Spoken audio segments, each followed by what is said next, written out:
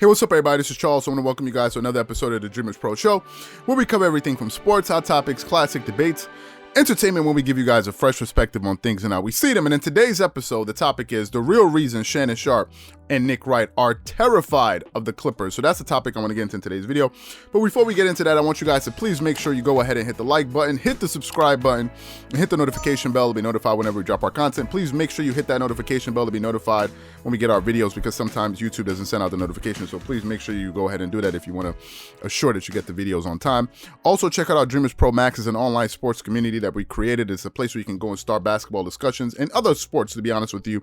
Chat live during games, go live with us after games, consume original content that you're not going to be able to get anywhere else, and so many other cool things. So if you guys are interested in that, be sure to check that out and get 7 days of free access. We have that linked in the description below. I'm sure you guys are going to enjoy that. People have been signing up really quickly all of a sudden, and I think after the whole trade deadline hysteria, people have a lot of questions. People have a lot of thoughts that they want to share. So make sure you guys check that out. I'm sure you guys are going to have a lot of fun with that. Anyway, let me get back into this topic. So y'all know that, was it yesterday?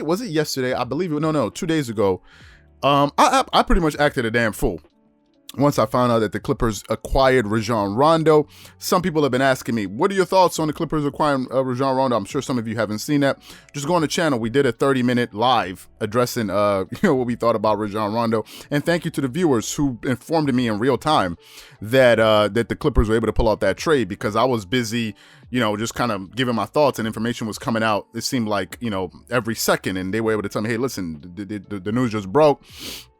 And then we just went live and started talking about it. So if you guys haven't seen it, we did a 30-minute segment. It was very, very long, but it was very, very successful. A lot of people loved it. About 90 plus, that thing almost has about 800, 900 likes. I know a lot of people say, why did you tell them to like? Why did you tell them? Because that's what they say to do, right? If you watch other big YouTubers, that's what they say to do. We never do live. So I've just told, make sure you tell people to like it, because it helps the notifications go out. Anyway, so you guys know my feelings about the whole Rajon Rondo acquisition. Y'all also know my feelings about Lou Williams, right? I have very strong feelings about Lou Williams and his and what he brought to the Clippers team. Now, I know there's a crop of Clipper fans that are very sentimental about Lou Williams. And some people say, are you a Clipper? I'm a Kawhi Leonard fan, so I support the Clippers.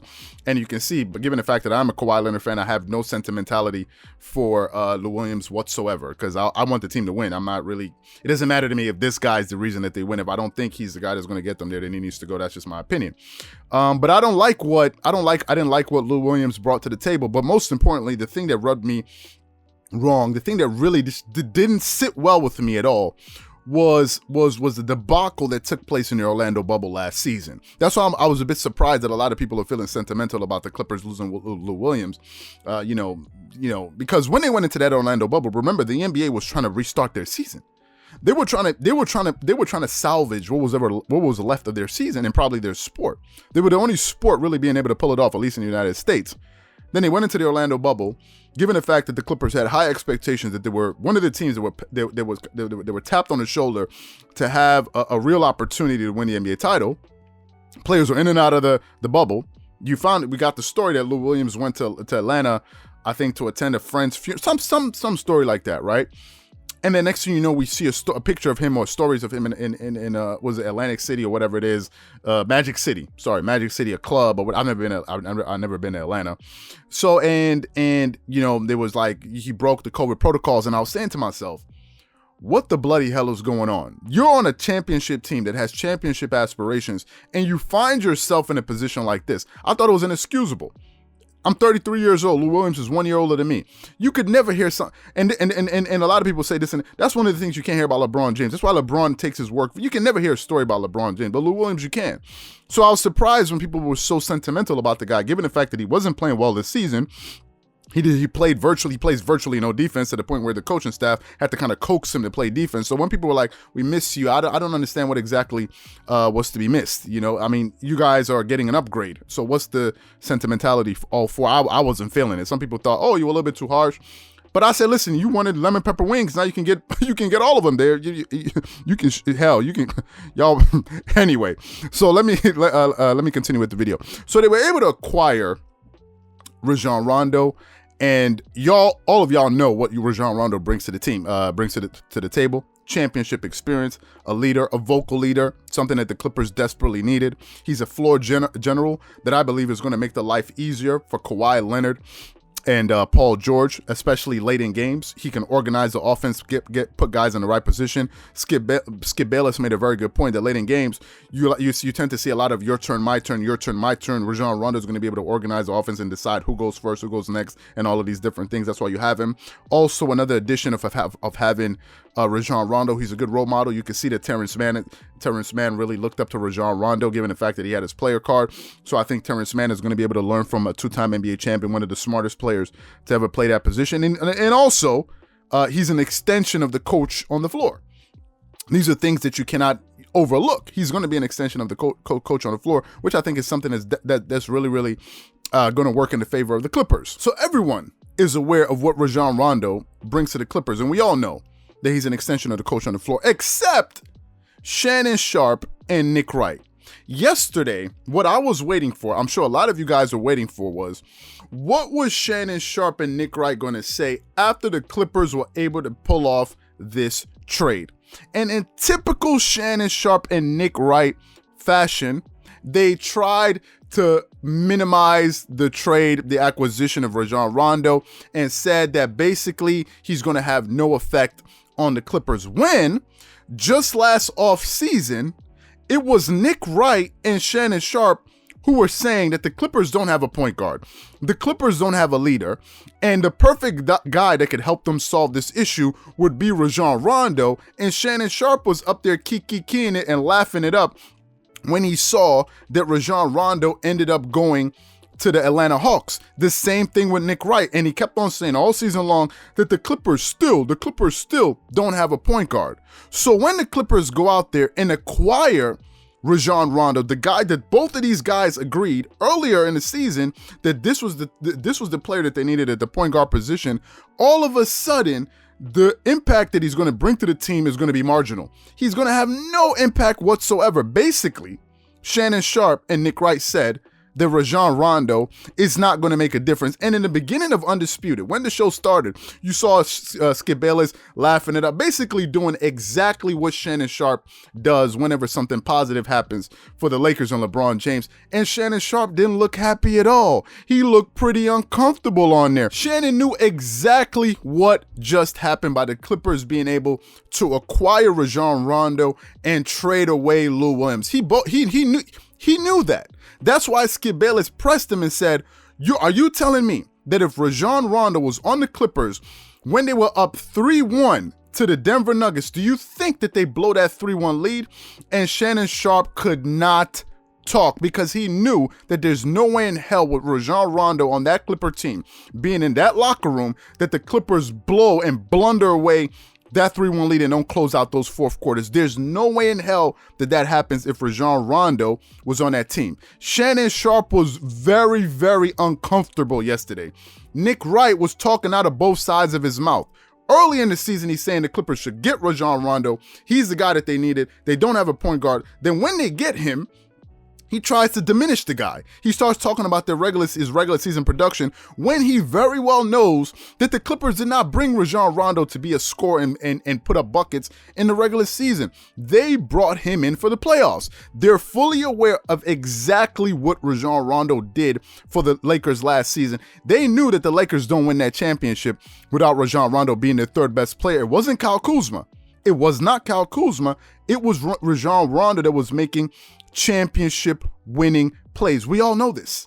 Everyone is aware of this. If you saw the games, you know that it's obvious that Rajon Rondo was one of the major reasons that the Lakers were able to win that NBA title. We all know this. The only person that didn't know that was, of course, Shannon Sharpe and Nick Wright. All of a sudden, now, when they got him. And to me, they looked terrified of the idea that now Rajon Rondo is now a Los Angeles Clipper.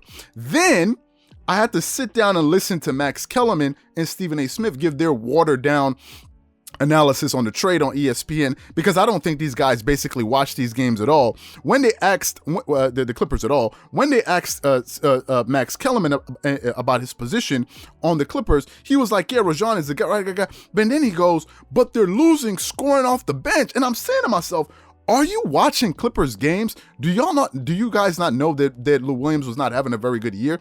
The same thing with Stephen A. Smith. Yeah, I think they lost something on the defense. They don't even watch Clippers games. Their analysis was so superficial. The only person that gave a good analysis of the trade and what the Rajon Rondo is going to bring to the Clippers was Kendrick Perkins. Kendrick Perkins was the only guy, and he had to call out Richard Jefferson. He said, bro, are you even watching the games? You're talking about they're missing Lou Williams. Lou Williams is having a horrible year. Number two, Lou Williams is the defensive liability. Just what I said before even our videos were published, because YouTube was slowing us down yesterday. I said that Lou Williams was a defensive liability late in games. Teams will pick and roll in the depth. The minute they got the switch, it was going to be barbecue chicken because he couldn't bring anything to them, to the team on the defensive side of the floor late in games. We all knew this. He kept on messing up the rotations for the team, the late game substitution patterns, because he couldn't play defense. He could bring you offense, but he couldn't play defense. He could not organize the offense. So even the players that were on the court, he couldn't even put them in positions to be better. He wasn't making anybody on the court better except himself. And when he wasn't scoring, he wasn't bringing any defensive tenacity on the floor. So Lou Williams is just a one-sided player. They all were aware of this. All of these guys were not aware of this except Kendrick Perkins. He was the only guy that came out and said, listen, are you guys even watching these games? Do y'all even know what y'all talking about? I think Nick Wright and Shannon Sharpe are hypocrites. I think they're hypocrites. It cannot be that Rajon Rondo is a great player only when he's on the Lakers, but then the minute he goes and plays on a team that you don't like, all of a sudden he's a bad player. All of a sudden you don't know what he's bringing to the table. All of a sudden Nick Wright wants to go into the financials and say, oh, but they lost money and this and this and this, knowing very well the Clippers knowing very well that the Rajon Rondo went to the Atlanta Hawks to get his money. And now the Clippers, and he's talking about, oh, well, I don't understand he's going to bring an aging player and all of that, because Lou Williams wasn't an aging player. Lou Williams, I think, is about 34, 30, he's just 1 year younger than Rajon Rondo. They know exactly what Rondo brings to the Clippers. I think they are terrified of the Clippers. Shannon Sharpe looked uncomfortable as hell all through the show yesterday. He looked uncomfortable. And now all of a sudden, he goes, but when we get DeAndre Drummond, it's over. How is DeAndre Drummond going to be the solution? The Lakers are a very good defensive team. Defense is not their issue. The Lakers need more scoring. They need more three-point shooting. The Lakers are shooting 34% from the three. They're shooting 34, maybe 34.5% from the three-point line. As a team, they needed more shooting, more perimeter defense. They needed these type of players. You're talking about Andre Drummond is going to be the difference maker in terms of what exactly? Are you looking at matchups? So I think Shannon Sharpe is in scramble mode. I think Nick Wright is just talking out of both sides of his mouth. I can't stand listening to Nick Wright talk about basketball, to be quite honest with you. He says some of the most outlandish things. That's why you have people on TV laughing at him. A lot of his what do you call it? His the co-hosts on the show, whatever you want to call it, his colleagues on the show, they're always laughing at him. How can Rajon Rondo be so good for the Lakers, and then the minute the Clippers get him, he's so bad? When you said that was the person that they needed all along, the minute they get him, all of a sudden the team got worse. What? Only Nick Wright can come to a conclusion like that. Shannon Sharpe is just there in his feelings, and he looks terrified. Yesterday, he couldn't even speak. If you guys don't believe me, go look on Undisputed. Look at that first episode that they released yesterday. It's about a 12 to 14 minute video. Look at the beginning of that show, and you tell me, did Shannon Sharpe look comfortable? Shannon Sharpe did not look happy at all, because that is the player he for damn sure didn't want them to get. Listen, I'm giving the Lakers respect. I think they're going to be one of the top teams in the Western Conference, but the loss of Dwight Howard is critical. You lost Dwight, you lost JaVale McGee, you lost Danny Green. Wesley Matthews ain't no damn Danny Green, okay? And you lost Rajon Rondo. So you lost a lot of size, you lost a lot of championship experience, you lost a lot of toughness, you lost a lot of grit. But for you to come out and say that the player that helped them win their third title goes to the Clippers and their title, and all of a sudden he adds nothing to me, it just makes them look like hypocrites. I think Shannon Sharpe and Nick Wright are hypocrites. I think things are only good when it's in their favor. They can't give anybody props. Nick Wright can't even give the Brooklyn Nets props. He's just there saying, he's just being Nick Wright is so repulsive because he can't give anybody credit. Look at his MVP rankings. He has some of the most warped MVP rankings. He has players that should be much higher at number 8, number 9, and then somehow in the top he has LeBron. No objectivity whatsoever. And he feels the type of way when people call him a fanboy, because you are a fanboy. You and Shannon Sharpe are both fanboys. You guys can't even be objective for 15 minutes. How can it be that Rondo was a bad pickup when you said that was a person that they needed, and the minute they got him, he's no good anymore? So anyway, I think they're terrified.